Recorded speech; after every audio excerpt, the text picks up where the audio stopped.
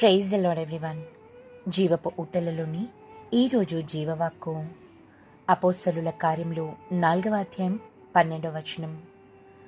మరి ఎవరి వలనను రక్షణ కలగదో ఈ నామముననే మనము రక్షణ పొందవలెను గాని ఆకాశము క్రింద మనుషులలో ఇయ్యబడిన మరి ఏ నామమున రక్షణ పొందలేము అనను. అన్ని నామముల కన్నా పైనామము యేసుని నామము. సర్వలోక పాపములను పరిహరించు ఘనమైన నామము.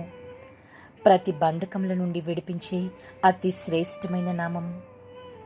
యేసుని నామమే మనకు రక్షణనిస్తుంది. నిత్య నరకాగ్ని నుండి కాపాడి నిత్య జీవ మార్గమున మనలను నడిపించి ఆయన నామముని ఆశ్రయించు, ఉచ్చరించు, స్మరించు.